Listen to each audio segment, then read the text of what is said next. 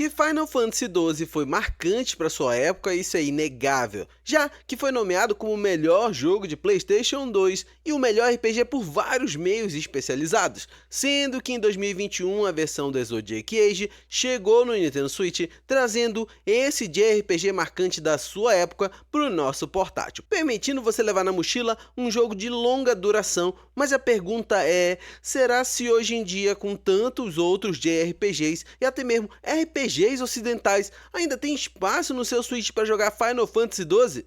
Lembrando que a Square não gosta de fazer tantas promoções por aqui, então raramente você vai ver esse jogo com desconto, e quando vê, ele vai estar na faixa de R$ 90.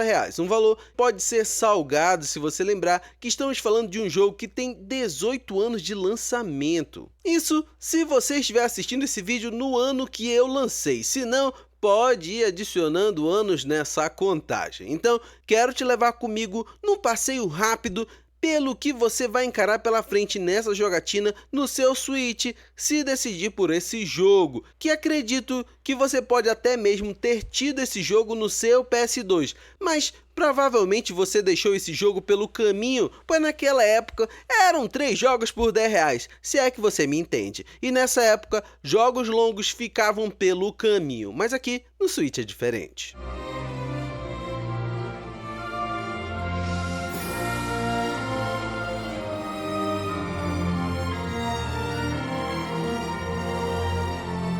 E para começar, os gráficos são assim datados e não teria como não ser. Inclusive, temos gráficos diferentes nas cenas cinematográficas para as cenas em jogo, algo comum daquela época, principalmente se tratando de um jogo dessa grandiosidade, onde as cenas chegam a durar cerca de 10 a 15 minutos, onde, uma vez que você supere o visual, você vai encarar a falta de legendas em português do Brasil, algo que também era comum nesses tipos de jogos da época, onde o Brasil não era um mercado expressivo. Então, muitos fãs de Final Fantasy enfrentaram jogatinas em japonês, inclusive, para conferir alguns títulos da série. Mas superando esses 2 pontos, agora é só ladeira acima, pois mesmo com tantos anos nas costas, temos aqui uma das histórias mais fabulosas dos jogos, deixando até mesmo muitos jogos atuais no chinelo por conta do seu roteiro e suas cenas em tela de encher os olhos, com tantos detalhes imaginados que, com o auxílio da sua imaginação, você terá uma aventura única, pois tudo se alia aqui. Personagens carismáticos, cenário bem elaborado, inimigos marcantes e motivações justificadas, que vão além do eu vou bater e te envolve numa briga de gente grande.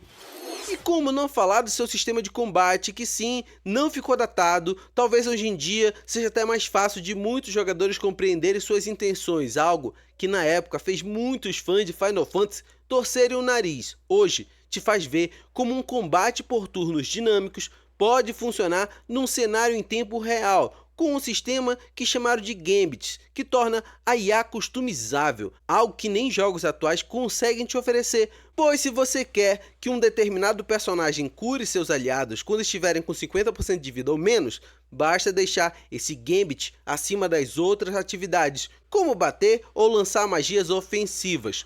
Tudo organizado e feito por você, e lógico, magias, armas, armaduras, classificações de classes, pontos de habilidades que liberam novidades, etc.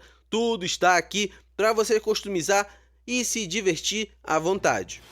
Não posso deixar de te falar que o tempo médio para concluir a história é longo. Eu mesmo levei cerca de 45 horas de jogatina, diluídas numa semana jogando direto somente esse jogo no meu Switch. Então isso pode te animar ou desanimar nesse jogo, isso depende de você, mas jogando cada uma das missões dele, senti um cansaço na reta final, onde as missões se estendiam com a necessidade de grind, para subir nível e conseguir avançar, e quebra-cabeças em fases que me irritaram por sua complexidade e, lógico, a falta das legendas em português, que me dava mais dificuldade por exigir traduções de muitos textos pelo caminho, mas mesmo assim foi uma aventura emocionante que valeu o esforço. Mapas grandes, interligados por loads rápidos, combate dinâmico que pode ser acelerado com a opção extra dessa versão Zodiac Age e nenhum bug nessa versão de Nintendo Switch, isso mesmo, dias ligados direto no mesmo jogo e nenhuma tela preta, travamento, queda de frames e etc. Jogo redondinho e bem otimizado, com letras que permitiam boa leitura na telinha do portátil ou na TV quando colocava o videogame na dock. Então, se tinha algum receio de performance, fique em paz. A Square não baixa o preço, mas também não entrega serviço mal feito. E lógico, agora eu quero saber de você, o que faltou eu te falar de Final Fantasy XII The Zodiac Age para te ajudar a decidir ou não por esse jogo para o seu Nintendo Switch? Ou qual a sua opinião sobre esse clássico da série tão amada por fãs? Coloca aqui nos comentários, eu vou tentar não me estender, mas meu desejo mesmo era conversar com você por horas sobre todas as aventuras que eu vivi, todos os personagens que vi nessa jornada e de tudo que aconteceu. Mas se você não viveu essa experiência, fica a minha recomendação para você, pois eu queria ter pago menos, mas colocando na balança foram R$ 92 bem aproveitados. Do mais, te deixei passando na tela outros 2 vídeos do canal. Se algum deles for te levar numa outra jornada no seu Switch, clica que continuamos por lá. Abração e até mais!